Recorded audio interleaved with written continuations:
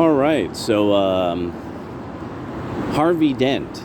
That's what yeah, Harvey Dent is in Zero Hedge, and so many of you who you're into kind of the dissident economics of sorts, you'll know the name Harvey Dent, and he has his wealth management fund is basically standing behind 2024 having a depression that'll very, very much resemble 29 to 32's depression, wiping out many, many trillions of dollars of wealth all in 1 year. That's his call right now.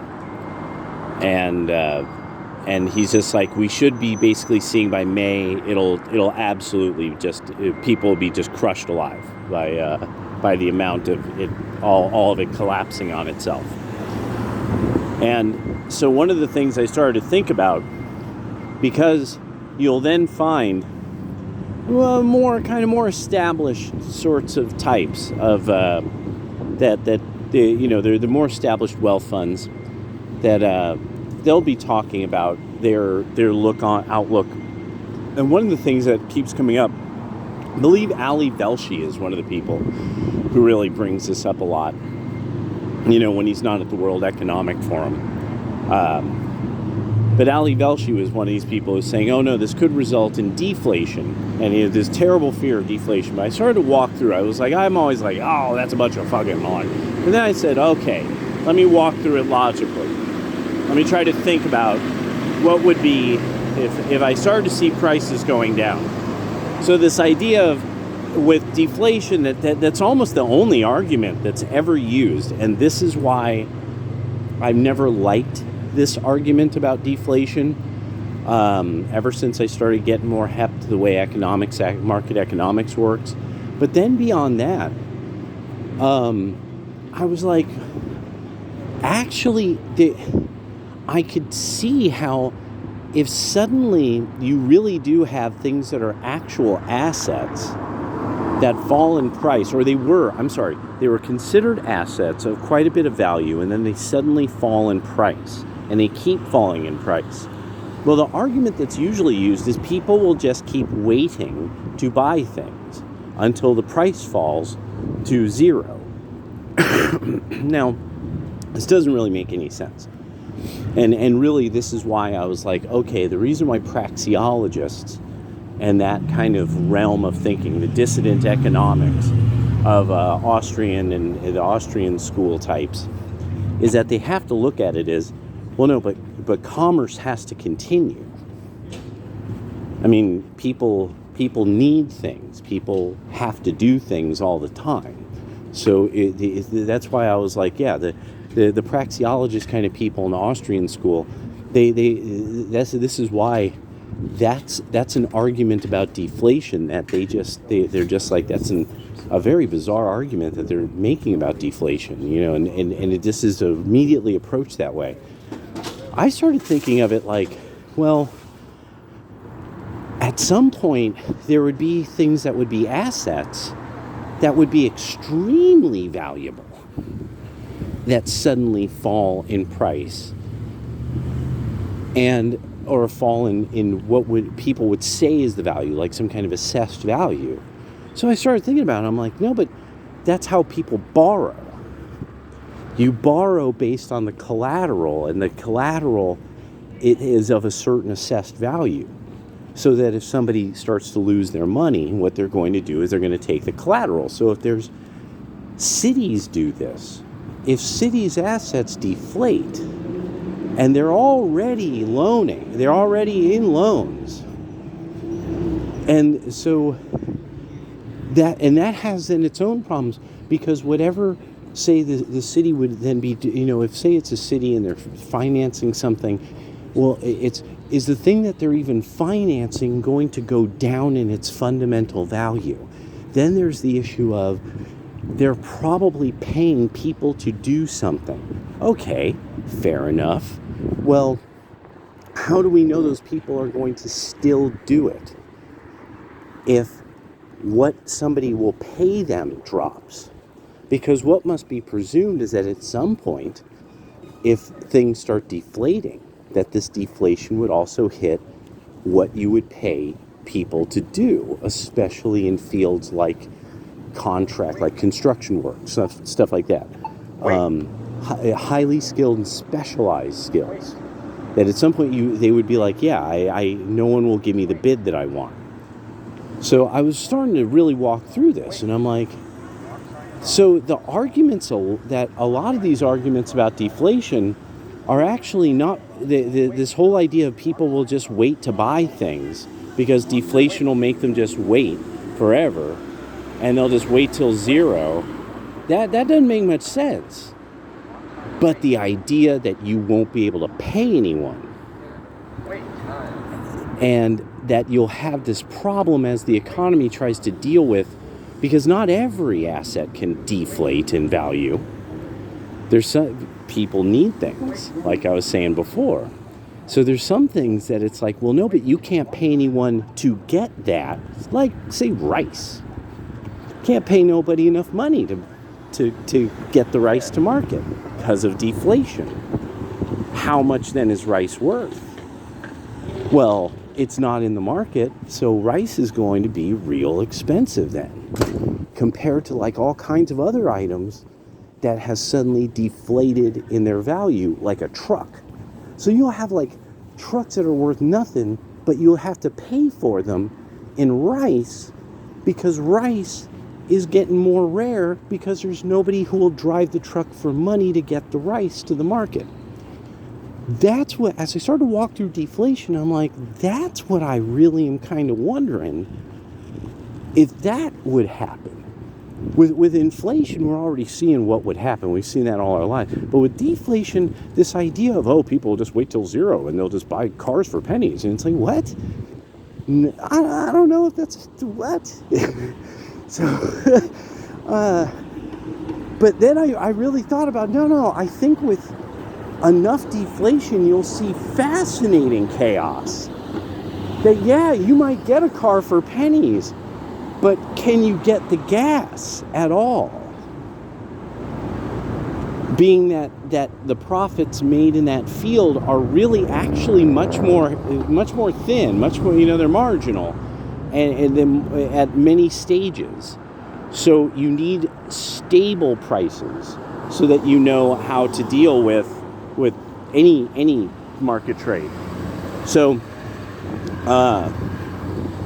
it's volatility that an investor like me can, get like a multi-bagger, as they call it.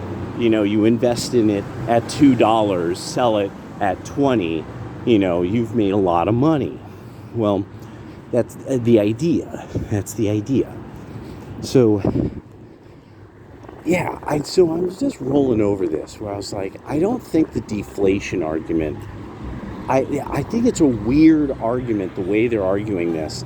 And really there's this part of me that I'm like, no. So if this is a WEF person who's making this argument consistently, and so he has to be getting listened to by people that are economically, they're savvy in finance and economics terms, they know what they're hearing. And I'm thinking that everybody's getting, like, while that's supposed to play well to maybe some kind of mom and pop investor type person, very normal person with, just, no harm, no foul. I mean, just a normal person trying to understand the world. And so I was like, no, I think Velshi and these other types are trying to do is to cover up that if there was some massive amount of deflation suddenly, would this somehow flatten, say, basically, when you finance something like a large arms firm, because they have certain contract things that they do, would deflation suddenly actually really dig into them like fast? Like it would just collapse them. And I really am wondering if that's a part of it. Yeah, I think that's the thing. I'm that I think that's really the. But I'd have to think more about it. I'd have to walk through, like, let me, and then I don't really understand how in an industry like that works. I don't really know much about how that industry finances itself. Really, I mean, who really knows how you finance super warfare? Okay. Thank you. And so, yeah. So that's where my thinking is right now with that. Holy shit, that was weird. Okay, I don't know if you guys even saw how I didn't even shift my eyes. That was 6 women, all sitting there having coffee at this cafe. All like 2 women at this table, 2 women at this table, 2 women sitting down. And all of them did the scan. Now, I'm not saying like, oh yeah, still got it, bro. No. Why would they be scanning me? I don't think there's that many dudes who go to coffee shops anymore. I kind of get that idea. And this is a coffee shop town. This is how you see each other. This is how you see people, is at the coffee shop. Because it sucks to try to do it at a bar. And I think that also that paradigm has changed. That men are more leery of the idea of dealing with somebody who is intoxicated. Okay. The markets, right? And then the other thing is now, I was thinking also with, because of China and its potential rare earths, tight controls on rare earths exports. Well, that's weird. Oh, that's kind of interesting. Okay, the tight controls on rare earths exports that China has promised that it's going to engage in. The one, it only benefits them. You know, it's beneficial to them. You know, they could start coming up with their cartel in a way, and also they're not getting any assurances. They have, if Trump gets in office, for China, things aren't going to get better. You know, it's not going to be awesome pants. You know, and that's what it's looking like is going to happen. So they're starting to get ready now. And something that started to hit me is this is also going to collapse the entire, you can't do sustainable energy without batteries. This is the most fundamental. I actually have really started to think about, nobody should talk about green energy. What it should be is the battery future, the battery industry, because that's what it is. And batteries are made of typically very toxic chemicals. And as usual, same with the era of time where we thought we could recycle almost everything, and we're finding out that, you know, still to this day, tremendous amounts of it ends up in landfills anyway. That this new future of the future battery industry future is it just has to be called out for what it is. You know, there's nothing green about it. It's just batteries. That's the only thing that's changing anything. Everything else is just, I mean, we could do it with already. Almost every single thing else we could do already. And the worst is with the windmills. With the windmills, this is the one that really blows my gaskets in a way. Is that even I was able to map this out to somebody, and he was like, you just came up with that? And I was like, well, I was just thinking about it. And you would use a windmill you would collect rainwater in a barrel. You would use the windmill to simply pump the rainwater upward and then let it flow downward. And with that, you end up you transfer of energy. And you just use whatever that gravitational transfer of energy based off of the capillary action of water. You just, and that I could see that you keep, say, charging a battery intermittently. But I mean, it's one of these things. And I was like, well, and also with the mechanical energy, there are things that can be done with the use of, if you have then also these rain barrels everywhere, you actually then have an assurance against if the water goes out. It's an insurance against kind of disaster. Like, this is actually something that a lot of people don't realize about how the green energy of Israel. Israel uses actually a very low-tech green energy solution. They just have their water tanks on roofs. So their water tanks have to heat up in the morning sun. And this actually happens relatively quickly.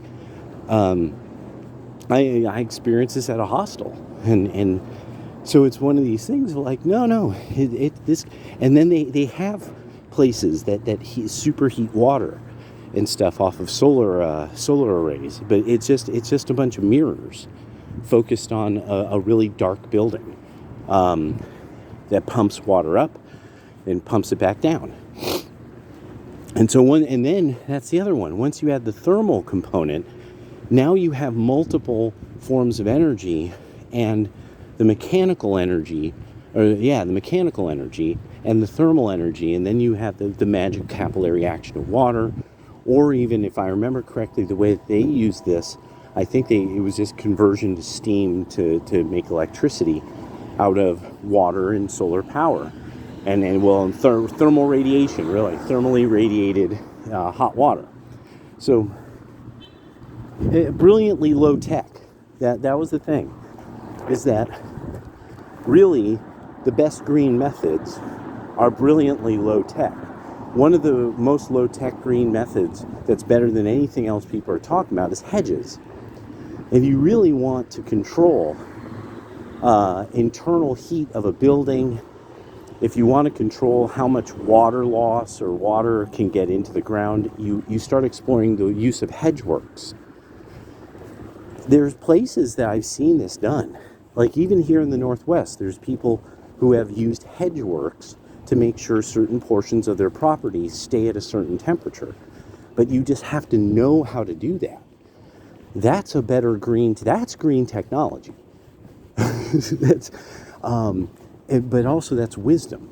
And so I was like really thinking about, like, this is going to be really tragic. And it's especially going to be tragic for a lot of women. Here we go. I had a hard time with this. I saw a girl lose it. I saw her totally break down. I never really have seen this outside of like TikTok and Twitter and stuff like that. Somebody like break down in a way that, I mean, I would almost think that they were kidding. And I'm like, wait, come on, like, what's going on here? That's not. But no, this person was really, they didn't know how to handle what was running through their brain. And they needed to curl up in a ball.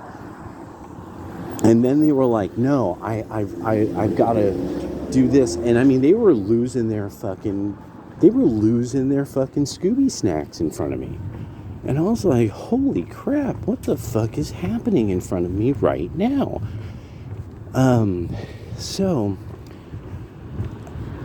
I just really want to get into this idea of, like, ladies, this is not going to be good. Something that you all didn't, that this shocked a lot of people who happened upon it. There was an analysis by somebody that they found out a lot of tech firms were not patenting things. And in fact, they started to look into, they did some kind of analysis of really, like, what tech firms were really making products and providing services, and that they were like a name in the game and all that kind of stuff. And they started to find out that a very large number of tech firms of some size and category simply were not producing that much. They were not really making they were requiring a lot of investment from private parties, from venture capitalists. That's what it was. These companies were surviving off of venture capital, like what kind of ways of tricking people into venture capital. And so it really started to become this thing of like, wait a second.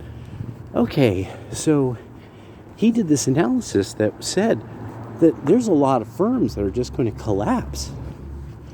That these are highly specialized skills. These are people who, I mean, this is very, very rarefied skill sets and all this stuff. And he's like, but there's nothing indicating that these people are doing something.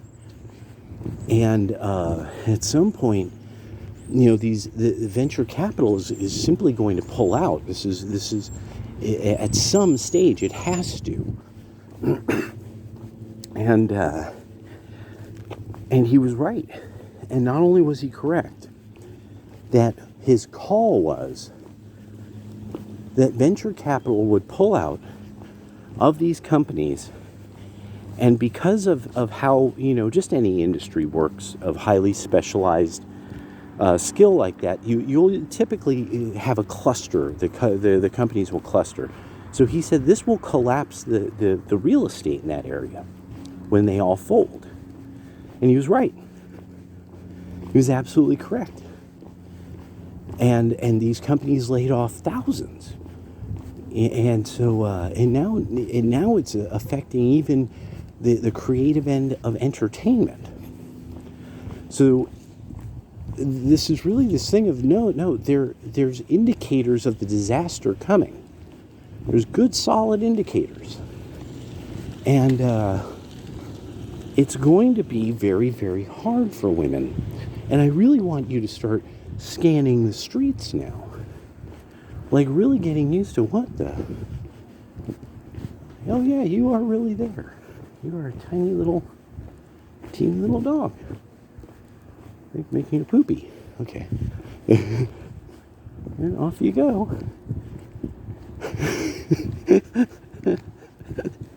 Hey, all right. But yeah, there's good solid indicators of the coming total fold in 2024. And when that complete fold comes, you're going to have to watch out for the kind of people you just see wandering the streets. That's all, yeah.